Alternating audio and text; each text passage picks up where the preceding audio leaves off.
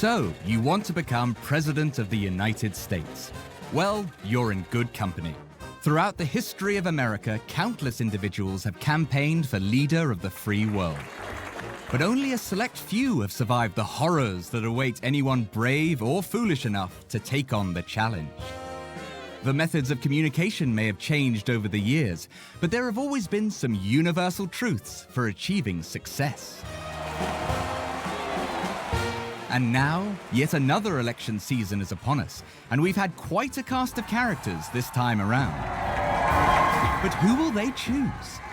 Unless I win, it's been a waste of time for me, folks. Well, it's time to look back at who they've chosen before, and most importantly, why. That sounds good to me.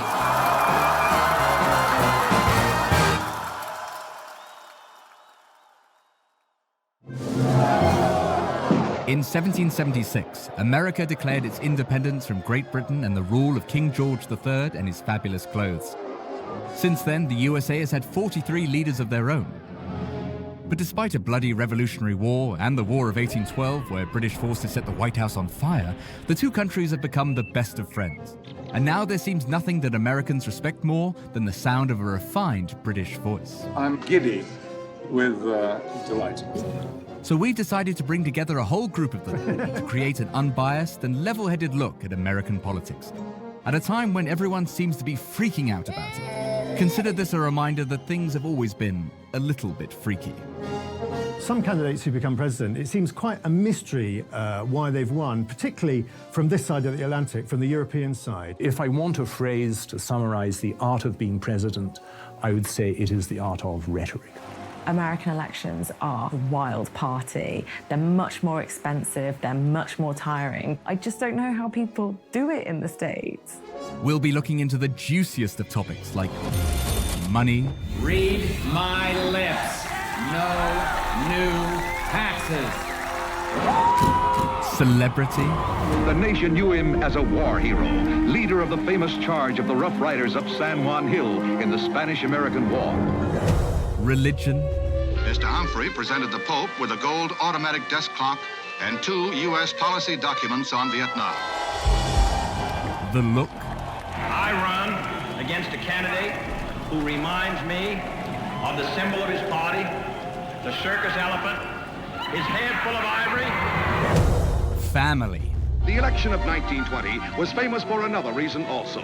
This was the first year that women were permitted to vote in every state of the Union, and the ladies, too, made Harding their favorite in the race. And perhaps most importantly of all, the message. But this administration in Washington has betrayed the working men and women of this country.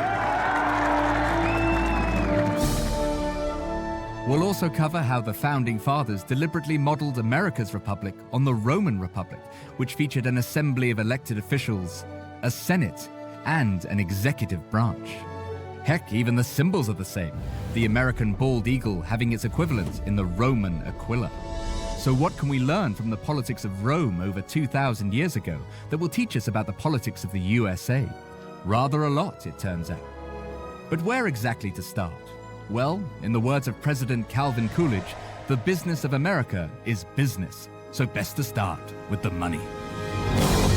So how important is money in the race for the presidency? Very, very important. I want money.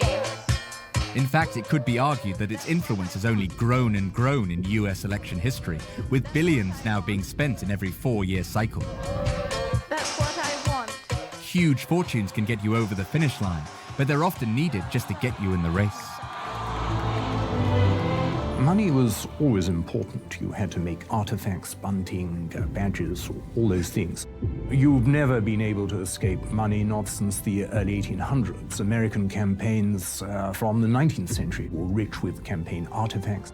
The presidency has always been, I think, dominated by fairly rich to very rich candidates. But quite clearly, the man or woman without resources can, if they're charismatic enough, if they've mastered fundraising enough, they can still do it. Huge fortune behind you doesn't always count for absolutely everything.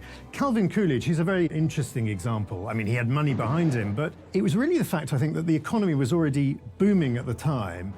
And he was a safe pair of hands. He was somebody that people could trust. They didn't want anyone that was going to rock the boat. They wanted a sort of steady accountant figure to run them through the next few years. And I think that's why he won, rather than necessarily having billions behind him. Having billions behind you certainly doesn't hurt, though. Nor does being born into a political dynasty with a lot of wealth behind it. However, even this is no guarantee. Very few families in the world are as wealthy as the Rockefellers, who made their fortune initially in the oil business in the 19th century. The only family member, though, who made it close to the presidency was Nelson Rockefeller, who served as vice president. So close. He had run for the Republican nomination on 3 separate occasions in 1960, 1964, and 1968, but was never able to win the primary. Rockefeller, of course, was never president. You can't, in other words, contrary to popular suspicion, simply buy the presidency. You need far more. And you can be stigmatized as a rich kid who is just buying his way to power. So wealth can work in both ways, actually, for you and against you. Compared to the Rockefellers, though, the Kennedys must have had that awful stench of new money. Joseph P. Kennedy Sr., the father of JFK, was a third-generation American, descended from an Irish immigrant, Patrick Kennedy. Money had necessitated his relocation to America, or a distinct lack of it. The Kennedy family of Ireland could only afford to send either Patrick or his brother on the weeks-long boat trip to the USA. And it was the toss of a coin that decided who was to make the journey. It would be Patrick's grandson, Joseph, who would put the Kennedy name on the map, though. He was able to amass a considerable fortune, essentially through insider trading, during a highly unregulated time on Wall Street. During the Roaring '20s, the Kennedy family became ever richer, and unlike almost everyone else, Joe even made money off the Wall Street crash of 1929 due to his short selling. With his considerable fortune at a time of huge depression, Joseph Kennedy Sr. was able to rise up the political hierarchy quickly, becoming the first chairman of the Securities and Exchange Commission, where he outlawed the practices that had made him wealthy, and then onto the role of a U.S. ambassador. Joseph Kennedy had hoped to make a shot at the presidency himself, but soon realized it was much more likely for his first son to make it to the top. However, Joseph Kennedy Jr. would die in World War II, meaning all the Kennedy money and influence was put behind JFK's ascent to the highest office. You going to mug me? Am I going to mug you? Is that gorgeous or what, eh? And I believe I can run a decent marathon. Thank you very much. Download Veely now. And it worked. He was being accused of, he'd got so much money behind him. Daddy was paying for the whole campaign, bankrolling everything. And he told a story against himself. He said that he'd spoke to his dad, and his dad had said, I'm not buying a single more vote than is necessary. Don't think that I'm going to pay for a landslide. It was a brilliant moment, it worked, and JFK turned the joke onto himself. Yeah, I think the subject's exhausted. The invention of television changes the equation entirely, because what American politics has permitted and what has come to define it are television commercials. The first to do it at the presidential level was Eisenhower, who had his famous Eisenhower Answers America series. Eisenhower Answers America. The Democrats are telling me I never had it so good. Can that be true when America is billions in debt, when prices have doubled, when taxes break our backs, and we are still fighting in Korea? Is tragic, and it's time for a change. They advertised in nearly every single state, but it costs. And these huge costs have gone up and up and up. And although television has not had the centrality it once did, the other media have come to add to it. So now it's rumored that this current presidential round will cost $5 billion in total.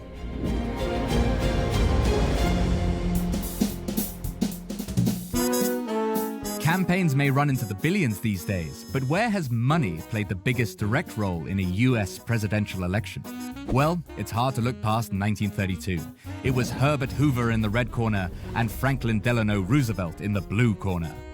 Hoover had won a landslide 4 years earlier, but the Wall Street crash of 1929 and the economic depression that followed meant that money, and the fact that almost nobody seemed to have any now, was the top priority of this election. The contest got ugly quickly, with Hoover calling FDR a chameleon in plaid, and FDR responding in kind by labeling Hoover a fat, timid capon, a capon being a rooster that's been castrated. FDR found the most eloquent way to deliver a sick burn. Aside from the insults, this was an election where money was the key issue. On a personal level, FDR was a lawyer who had been born into a wealthy New York family, whereas Hoover had worked in gold. But not in the way you might think. He pushed carts for 70 hours a week at a gold mine in California before moving up the ladder and even being transferred to China, which seems like such a modern career path.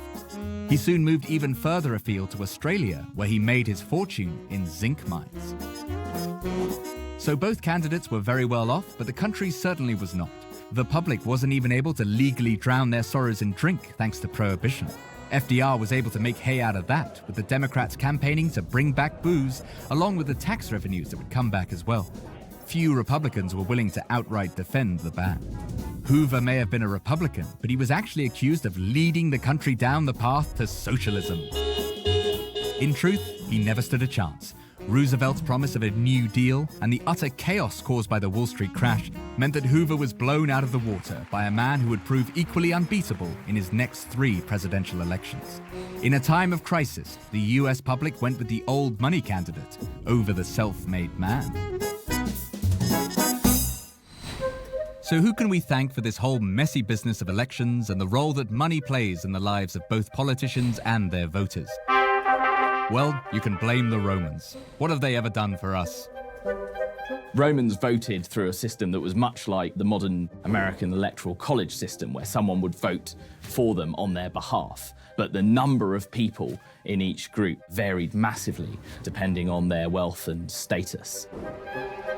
Of course, you always need money to fund a political career. Julius Caesar's first political expenditure came when he'd gone into hiding. His earliest political opponent, a man called Sulla, was out for his blood, literally. Eventually, one of Sulla's agents found Julius Caesar, and he had to bribe him with 2 talents of silver. And that's no small amount of money. A talent is about 30 kilos, which, if you're not familiar with the metric system, must be about the same weight as one of Donald Trump's legs. Julius Caesar spent almost the whole of his political career until he was appointed dictator in crippling debt, borrowing from one man to pay off another. But it seems that money has always been a key factor in electoral campaigns right up to the present day. So we all know that money is vitally important. But how does a US election actually work? Well, in order to become president, you need to win over the Electoral College.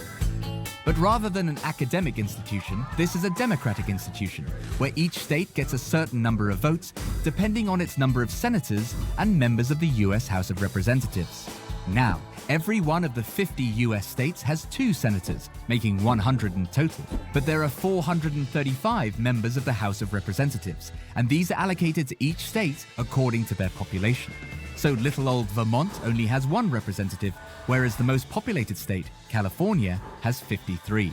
And that means that along with the 2 senators that both states have, Vermont gets 3 votes in the Electoral College, whereas California gets a whopping 55. Of course, as the country's population changes over time, these allocations can also change, depending on the census. But with some simple addition, we can see that with 435 members of the House of Representatives, 100 senators, and a bonus 3 electoral votes given to the capital, Washington, D.C., the total number of votes available in the Electoral College is 538. And presidential candidates fight it out to win these states, nearly all of which are winner-takes-all, Maine and Nebraska being the hipster exceptions going against the grain. A successful candidate needs to get just over half of the 538 votes, which makes 270 the magic number. The more you know. Of course, Dwight D. Eisenhower once said, "Any man who wants to be president is either an egomaniac or crazy." And that sounds like most of Hollywood. So let's dive right into everyone's favorite subject, celebrity. If you're going to run for president, then you're going to have to get your name on people's lips. And there are many ways to do just that. Warren Harding, I mean, he really shouldn't have been picked to be a candidate, but it came out of a contested convention. I don't think he would ever have been picked if people just knew how many skeletons he had in his cupboard. I mean, a string of mistresses was bad enough, but an illegitimate child as well. This was hot stuff, but it didn't come out at the time. He managed to keep it quiet, and of course, he managed to get all those newsreels of the reporters, the journalists behind him. Warren Harding was a journalist, so he knew how to get his point across, and he knew how people read newspapers.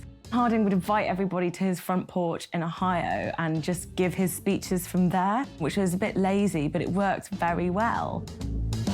He got endorsements from key people, and more importantly, he brought the networks round onto his side and exploited that quite brilliantly. Entertainers like Al Jolson helped liven the campaign, and Harding always posed like a regular fellow. He had the august backing of Charles Evans Hughes and the beauteous stage star of former times, Lillian Russell.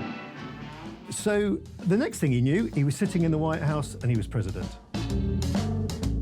You have reputations made in the military, like Eisenhower, like Ulysses S. Grant. You certainly have reputations made by some act of war heroism, or at least a kind of telling way of placing what one did in a historical context, like Kennedy's writing that book, While England Slept, like Theodore Roosevelt writing a military history of the War of 1812. They come with high context, in other words. They may not have been an actual celebrity. Teddy Roosevelt, of course, was, because of his resigning as Undersecretary of the Navy and joining the Rough Riders in the war in Cuba. At 42, he was the youngest president in the history of the country. His presidential career was stormy and productive. He won the Nobel Peace Prize in 1905 for his efforts in bringing the Russo-Japanese War to an end. Andrew Jackson, I think, is just fabulous. He's got the best story. He didn't go for newspapers. He didn't go for speaking to very important people and having them pass the message on. He went for songs, caricatures, cartoons, things that normal people could understand, building up grassroots support in that way. He knew that images could really convey a powerful message, and we see this with what he does when somebody calls him a jackass. To try and vilify him, show he was stupid. And he was like, no, he took it, he reclaimed it, and now the donkey is a symbol of the Democrat Party. The definite key is to have a private biography which is in some way impelling, that you've done some incredible things in your past. I mean, Herbert Hoover is a classic case of that, because he was an almost messiah-like figure in the First World War who brought famine relief to Belgium and was feeding 10 million people through an army of 500. That's an extreme case, of course, but they have to have something, I think, exotic in their bio. Drawing parallels between America and Rome has been a middle-class parlor game in America for years. It's older than the Grand Old Party. It's probably as old as the 7 Articles of the Constitution. Any American politician surely has the names of the great Roman consuls ringing in his or her ears. Marcus Tullius Cicero, one of Rome's greatest orators, or Gaius Julius Caesar, the consul who the Senate appointed dictator. Perhaps that's why American politicians seem so fond of having 3 names: John F. Kennedy, Lyndon B. Johnson, Harry S. Truman. It has a certain magisterial ring to it. Of course, if you're really popular, then you get by on just one name: Alexander, Pompey, Trump. Perhaps that needs work on that theory. While it's unlikely you're ever going to be bestowed with a name as legendary as Alexander the Great, it does help to have a name that sticks in the memory. If you're in any doubt, you can always just put an S in your name. Harry S. Truman's middle name was just S, because his parents couldn't decide between the names Solomon or Ship, so they settled on S. Ulysses S. Grant was erroneously enrolled at West Point as Ulysses Simpson Grant, and he decided to stick with the initials of USG. A bit of alliteration can also go far. Herbert Hoover, Calvin Coolidge, Ronald Reagan, and Woodrow Wilson have all benefited from a name that, as Shakespeare would say, runs trippingly on the tongue. Wilson's actual first name was Thomas, but Thomas Wilson just doesn't stand out anywhere near as much as Woodrow Wilson. Grover Cleveland's first name was Stephen, but Stephen Cleveland just doesn't really sound that presidential. But as well as the right name, you need to be seen with the right people. Rome had its cults of celebrity just like modern America does today. The difference being, whereas you can vote anywhere across America, in Rome to vote you had to be in Rome. And so there are pamphlets at the time which say, never leave Rome. You'll have time for holidays once you're elected. Your honor and your status within Rome was all that mattered when you were seeking a high office. In recent decades, presidents have been constantly seen with a string of Hollywood stars and other well-known public figures, but it's been a common sight throughout much of American politics. Presidential nominee Al Smith even had the endorsement of possibly the biggest sports star in US history, Babe Ruth, but he lost. Star support doesn't always work. But when has the glittering light of celebrity actually been the biggest factor of all in a US election? Well, it's hard not to focus on 1980, when Hollywood star Ronald Reagan took on the peanut farmer turned president Jimmy Carter. It is time for a change. Carter had been the darkest of dark horses 4 years earlier. But against all the odds, he'd managed to claim the presidency when the public trust had been shattered by Watergate and Richard Nixon's resignation. But this time around, he wasn't up against steady-as-she-goes substitute teacher Gerald Ford, but real star power in Ronald Reagan.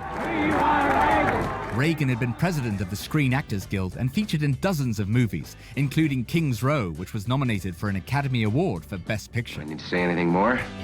Reagan's acting career even gave him a cool nickname for life, the Gipper, from his role as George Gipp, football star. He even coined the 11th commandment, thou shalt not speak ill of any fellow Republican. President Gerald Ford obviously missed the memo, as he once said, "I don't think Reagan dyes his hair, it's just prematurely orange." Despite the presidential putdown, Reagan was clearly a key player in Hollywood for a long time. William Holden, one of the biggest stars of the 1950s, had been best man at his wedding, and he had served 2 terms as governor of California. His story inspired a lot of people. Even a gigantic Austrian immigrant named Arnold Schwarzenegger campaigned for him. Essentially, Jimmy Carter had no chance. God bless you all. It was almost as if he was campaigning against the American dream. Money, stardom, an A-lister is your best man, a tagline of "Let's make America great again" sounds familiar. A career path for all Austrian bodybuilders turned actors turned governors. Even your own album that your opponent is holding up for all to see. You just can't beat celebrity. Of course, Reagan's star power would prove just as unbeatable 4 years later against Walter Mondale. One really important factor, if you're going to run for president, is to have a good sense of humor. And this is something that Reagan got down to a T. There was a brilliant moment with Walter Mondale, his rival candidate, and he was asked a very serious question. "Mr. Reagan, you're old, have you got the stamina, have you got the energy to continue to be president? There's going to be late night meetings, you're going to be working for days on end." Reagan looks at the camera, deadpan, no sense of humor evident. He says, "I will not let age become an issue in this presidential election. I will not exploit for political purposes the youth and inexperience of my rival." It brought the house down. It was fantastic. Even Walter Mondale was sitting there laughing. He couldn't stop himself. It was a brilliant moment and a turning point in the campaign. Are you fired up? A sense of humor will get you a long way, but it pays to have a PR mastermind on your team. Barack Obama had David Axelrod in his corner, and George H.W. Bush had Lee Atwater, aka the Boogeyman. Harry S. Truman once remarked, "All the president is a glorified public relations man who spends his time flattering, kissing, and kicking people to get them to do what they are supposed to do anyway." While that may be a little true, politicians have always needed a PR man of their own. A man called Quintus Tullius Cicero, the brother of the great orator Marcus Tullius Cicero, writes a pamphlet to help his brother's political campaign. He says, anyone who asks him for help should promise him that help. People prefer an insincere promise to an outright refusal. He says to him, if you promise something and then you can't fulfill that promise, people might be angry with you. But that outcome's uncertain. It's off in the future, and it's only going to affect a small amount of people. But if you refuse to make promises, well, then people's anger with you is going to be absolutely certain. It's going to be now, and it's going to offend everyone. Speaking of offending everyone, it's time to be brave and talk about religion.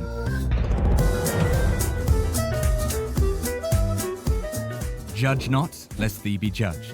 Unless you're running for office, in which case, judge your way. But when has the thorny issue of religion been the most deciding factor in a US presidential election? Well, it's hard to look any further than 1928, when Al Smith went up against Herbert Hoover. Al Smith had all the makings of a winning candidate, having served 4 terms as governor of New York. But there was a snag. Al Smith was a highly respected follower of the Roman Catholic faith. He was the first Catholic nominee for president from a major party. And for much of the country at the time, he might as well have been a Satanist. Smith was subjected to terrible anti-Catholic propaganda.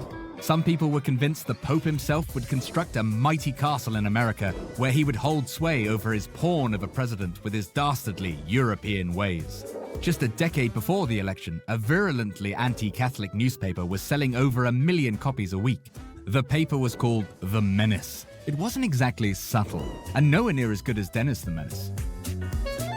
Smith may have had the backing of the New York Yankees and some great sound bites such as, "The American people never carry an umbrella. They prepare to walk in eternal sunshine." But it's hard to stay positive when you've been declared the enemy of the fiercely anti-Catholic Ku Klux Klan, whose popularity soared in the early 1920s. Herbert Hoover was actually the first Quaker candidate, but his religion never became an issue because, well, he wasn't Catholic. And to his eternal credit, he never personally made an issue of Al Smith's faith. In the end, the task was insurmountable, and Smith lost by a considerable margin. A joke went round after that loss that he sent a one-word telegram to the Pope in Rome. The message? Unpack. The role of religion in US presidential elections is difficult to quantify, but one must never underestimate its importance. Religion plays a role, of course. It does no harm to show that you believe in God. Americans are religious people, but don't overdo it. The great irony of the United States is that the founding fathers, quite a number of them, were not actually technically Christian. They were deists. And so Thomas Jefferson created the Jefferson Bible, where he simply went through it with scissors and cut out the bits he disagreed with. You couldn't do that today. Look at Teddy Roosevelt. I mean, he was very keen on the separation between church and state, and he wanted to take off "In God We Trust" off the banknotes. Quite a dramatic suggestion, actually, and yet it did him no harm at all. He still won the election. Residents at 1600 Pennsylvania Avenue have had a wide range of religious beliefs. There have been a very large number of Episcopalians, but we have also seen members of the Dutch Reformed Church, Quakers, Methodists, and even Unitarians. Roman Catholic Al Smith may have faced an insurmountable religious barrier in 1928, but John F. Kennedy was able to overcome it. He did face some skepticism that he would bow down to the foreign, alien Italian Pope when he ran in 1960. However, in just 32 years, the country had changed so much. And as his wife Jackie said, "But he's such a poor Catholic." There would be another major shift in presidential politics when Jimmy Carter became the first born-again Christian to reach the White House.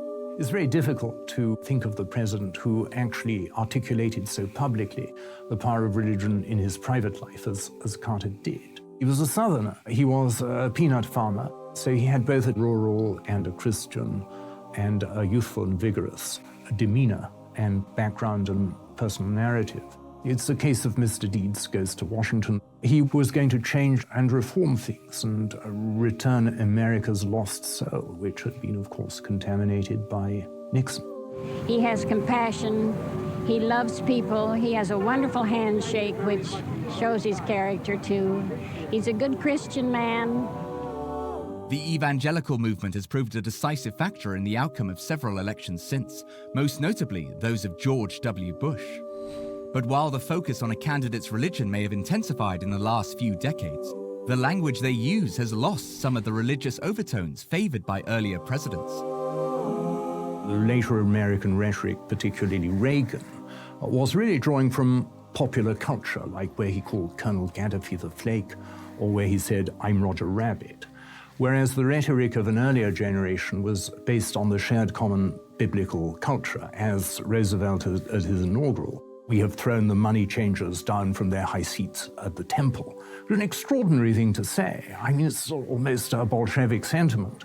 But it does have a direct biblical referent, which you probably wouldn't do today. You'd far more draw from the culture of Hollywood, of popular movies, of soap operas and so forth. Phew! We made it through the religion section without too much of an argument at the dinner table.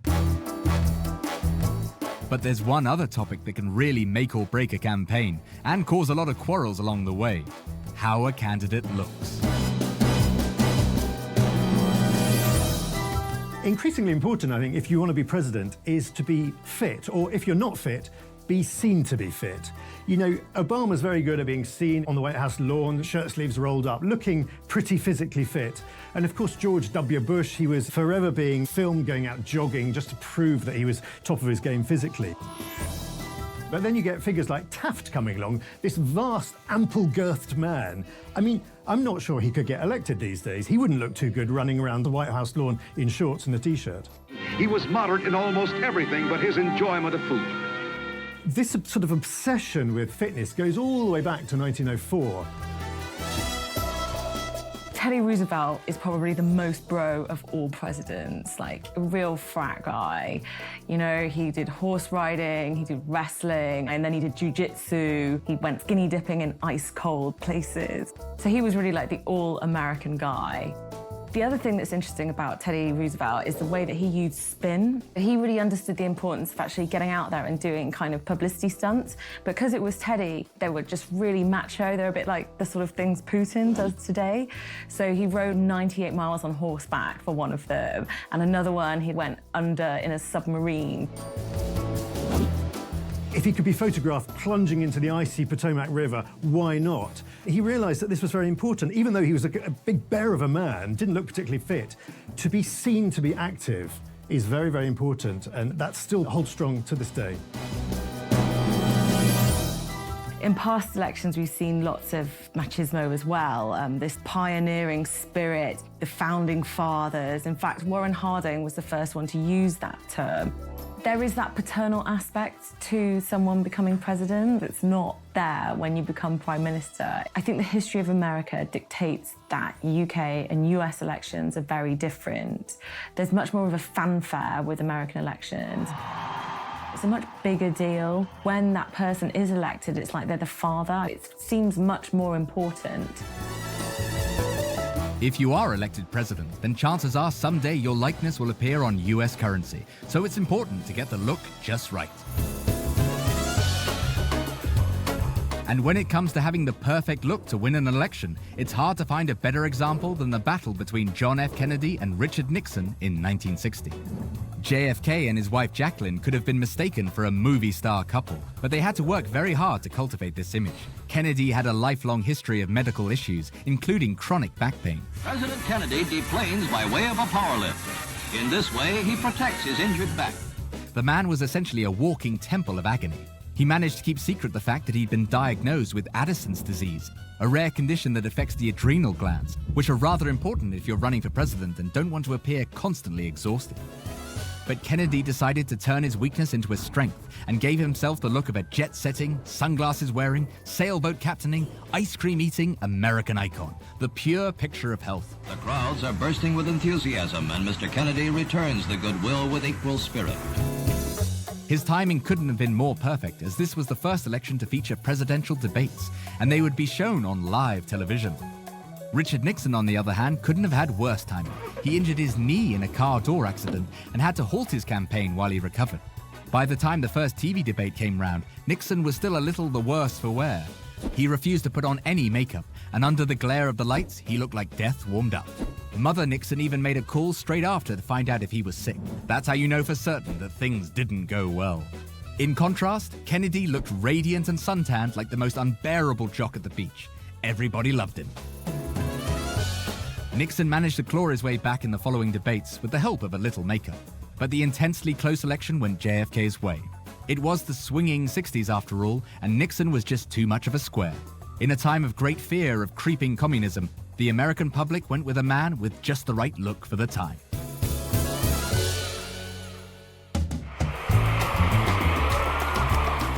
It's trite to say, but appearance is superficial. Julius Caesar, a man who perhaps represents strength in the Roman Republic to many people. Some people say he had malaria. Some people say he had a cerebrovascular disease. Some historians even think he had a tapeworm in his brain. Needless to say, he wasn't a well man. But Suetonius says he was tall, and he had a great complexion, and he had keen black eyes. He had the look.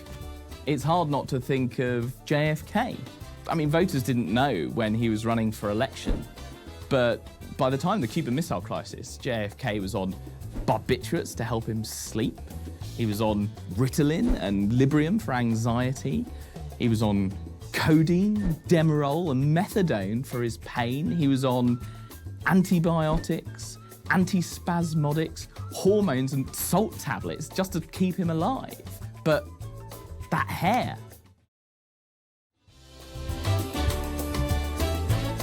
Kennedy rewrote the script. After Kennedy, everyone wanted to be like Kennedy. You contrast Kennedy with the First World War veteran Harold Macmillan, who was British Prime Minister at the time. It was an extraordinary contrast, an old country and a young country. So a young, youthful leader has great symbolism. But it was not just the looks, it was all the associated things, the open-mindedness, the dynamism. You see it again with Trudeau in Canada. The Kennedy-esque charisma, everyone wants it. But, of course, our great tragedy for America, no one has ever been Kennedy. There was only one Kennedy.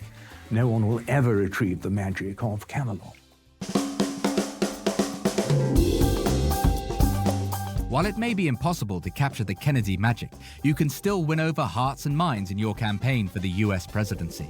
However, if you are running, and it isn't going very well, if all the polls show you're down by double digits and political commentators are writing you off as yesterday's news, doomed to electoral embarrassment and eternal irrelevance, there's always one hope: the silent majority. The phrase was made famous by Richard Nixon. In 1968, he wasn't up against the dynamic John F. Kennedy, but the rather less exciting Hubert Humphrey. President-elect Kennedy called on me when I was here in Florida, and now history repeats itself. So I know exactly how you feel. Yeah, thank you very much. The silent majority is a very, very powerful phrase. There is, though, I think, a general issue with politics that it is monopolized by what we call in this country the chattering class, and there is indeed a silent majority, but what the political complexion of that majority is hard to discern. Calvin Coolidge's first campaign has been documented as using the term silent majority, but it probably showed itself most clearly in the 1948 election, where Harry S. Truman defeated Thomas Dewey in one of the greatest election upsets of all time. The issue with Truman was his victory. He so deserved it. He was a remarkable president just because he seemed like the proprietor of a haberdashery store in Kansas City, Missouri, because that's what he was originally, was actually part of the authenticity, part also of the charisma, that he was an extraordinary, ordinary man. And if you want a formula for becoming President of the United States, that is it, to be an extraordinary, ordinary man. Of course, the silent majority can always make a surprise appearance. So it's November 2016, the election is over and Donald Trump is president. Did you vote for him? No. Did you vote for him? No. But you actually did vote for him. And this is a silent majority. And this plays a role in many, many American elections. People say they didn't vote for the winning candidate, but in fact they did. It's a hugely unknowable factor, and it's happened in many, many elections. People keeping quiet about who they voted for, and it could just happen this time round. There's the famous Pauline Kael quote, "I can't believe Nixon won. I don't know anyone who voted for him." The silent majority might rescue your campaign, but nothing can kill it quicker than a bit of family trouble. If you're going to be in the public eye, then be prepared for an intense look at your personal life, especially the unpleasant parts.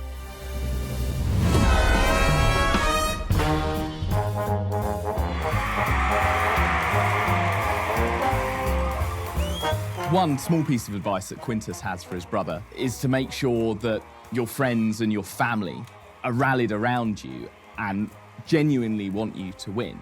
He takes a view of family which might resonate today. It's not just your relations, but it's your close friends, it's your professional clients, because ultimately the most damaging rumours that will come into the public eye about you will come from that circle, will come from your family. Friends and relatives can quickly bring down any campaign, but having a strong dynastic family behind you can also make the difference in a presidential run. I think we have to look at dynasty as a sales device. It's a very, very powerful persuader. That's why in so many countries you have dynasties emerge in India, in Pakistan, and so forth.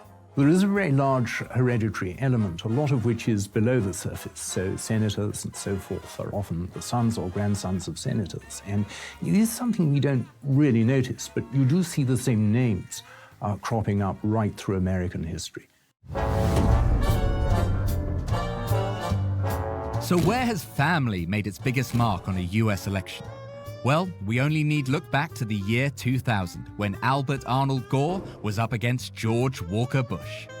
The Gore family goes back to the very founding of America in 1776. Al Gore's father, also called Al Gore, was a congressman and then a senator who represented the great state of Tennessee. His son followed the exact same career path before he was picked as Bill Clinton's running mate. Thank you. Glad to be here. But George W. Bush's father had been president, and his grandfather had been a senator from Connecticut, and therefore his blood was even more blue. So finally, happy birthday, Sky King. As for the Bush family, their American story goes all the way back to Cape Cod, Massachusetts in the mid-1600s, not long after the landing of the Mayflower and the Pilgrim Fathers. By the early 20th century, it had even joined forces with the well-known Walker family, whose name bestows the prestigious Walker Cup. British team captain bangs out a long one. Essentially, George W. Bush had an aristocratic background worthy of Downton Abbey. And with his grandfather Prescott marrying into the Walker family, the Bushes had pulled off a power play worthy of Game of Thrones.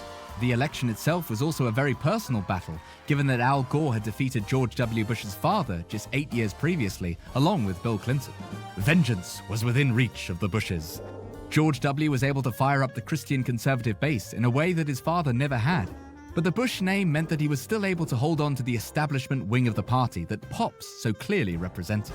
In what would be one of the tightest and most argued over elections of all time, the Bush name carried George Jr. over the finish line. Just about. Sort of. Stewart's inquiry. Hey, a win is a win. And so we had the first father-son president since John Adams and John Quincy Adams.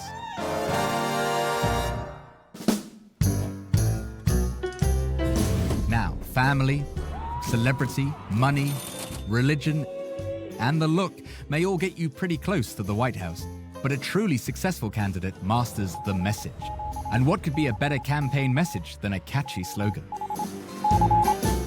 A good slogan, of course, is never going to do you any harm. Keep cool with Coolidge is quite a good one. He wasn't very cool, but it kind of stuck and it worked. And then there's Hoover's, a chicken in every pot and a car in every garage. Doesn't trip off the tongue. Not great for the vegetarian vote either. I think the worst slogan ever is Walter Mondale's Where's the Beef? I don't quite get it. The campaign slogans can work precisely because of their banality, like I like Ike, I still like Ike, everyone's wild about Harry. Others have been more utilitarian, like Reagan's Are you better off now than you were 4 years ago? Slogans like Harry Truman, Give 'em hell, Harry, was actually shouted at him by a member of the audience and became a campaign slogan. Barry Goldwater was pretty unlikely to win against Lyndon B. Johnson. But, you know, if you want to be sure you're going to defeat your candidate, then there's nothing better than running a smear campaign. Goldwater's slogan that he used was, you know in your heart he's right. And the Johnson team responded with, "You know in your gut he's nuts." Well, which one's better? Obviously, the second one. Warren Harding had 2 election slogans, both of which were fantastic because they were awful. First, we had the return to normalcy, which means nothing. And then we had Cocks and Cocktails, which sounds very fun, but actually it was talking about James Cox, who was his opponent, who he was running against. And Cocks and Cocktails was meant to be a bad thing because it was prohibition. Actually, what we found out from Warren Harding was he was quite good at Cocks and Cocktails, really. But that wasn't what he was trying to endorse here. Successful candidates for the US presidency usually have a clear message during their campaigns. And messages don't come much clearer than Abraham Lincoln's "Vote Yourself a Farm" in 1860. He backed up his promise with the Homestead Act that allowed Americans ownership of land at little or no cost. 4 years later, Lincoln urged voters to stay on course with "Don't swap horses in the middle of a stream," which is sound advice. After the Civil War, General Ulysses S. Grant took the high ground and urged voters to let us have peace. But at the same time used the slogan "Vote as you shot" as a pretty on-the-nose appeal to his fellow Unionists. When Grover Cleveland first ran in 1884, he was accused of fathering an illegitimate child, and his detractors would chant, "Ma, ma, where's my pa?" His supporters came back with, "Gone to the White House, ha ha ha." William McKinley kept things simple with patriotism, protection, and prosperity. And 4 years later, he pulled the same trick as Lincoln and urged Americans to let well enough alone. And they did. He won in a landslide. In 1916, Woodrow Wilson ran on the phrase, "He kept us out of war." Of course, the US would join World War I a year later, but it had been true up to that point. In 1924, it was "Keep cool" with Coolidge, and in 1928, it was "Who but Hoover." But then, during the Depression, FDR had to cheer the public up with the campaign song, "Happy Days Are Here Again," which was soon turned into "Happy Days of Beer Again" by supporters after Prohibition was repealed. In 1952, everyone liked Ike.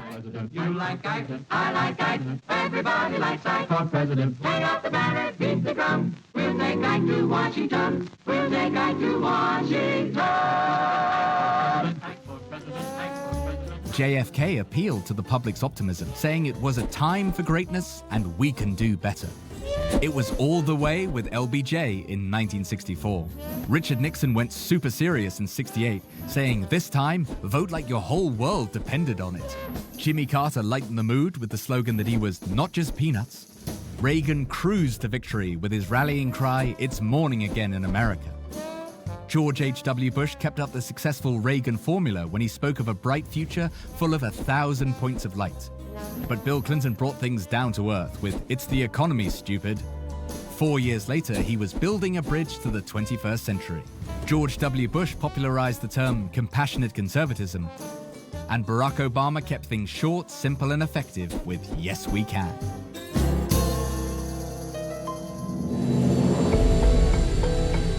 I want to emphasize the purely rhetorical aspects of US government. Remember that in America at one time, college students were trained in rhetoric. If you want a way of summarizing the role of president, Teddy Roosevelt called the presidency a bully pulpit. What the president really is the grand narrator. His power is not absolute. His power is curtailed in all kinds of ways. Therefore, what he needs to do is to create and sell a convincing narrative about who we are, and where we're going. For example, Woodrow Wilson used the phrase, "make the world safe for democracy" in the First World War. Even George Bush, he was good at the rhetoric, sometimes with malign consequences, like the phrase "axis of evil." And very often, of course, this rhetoric means absolutely nothing, which is part of the point. For example, Bush's phrase, "the soft bigotry of low expectations," is a marvelous phrase because it commits you to nothing, but it sounds portentous and powerful. I think, though, that the best practitioner was FDR during the war, the way he actually organized, in fact, his leadership of the war through phrase-making, "arsenal of democracy," a day which will live in infamy, or his pre-war phrase, "we have nothing to fear but fear," at the height of the Depression. These were really the, if you like, central integuments of his leadership and of leadership itself. If I want a phrase to summarize the art of being president, I would say it is the art of rhetoric. So there you have it. All you need to know to win the US presidency. Good luck. And always remember the words of Ulysses S. Grant. The art of war is simple enough. Find out where your enemy is, get him as soon as you can, strike him as hard as you can, and keep moving on.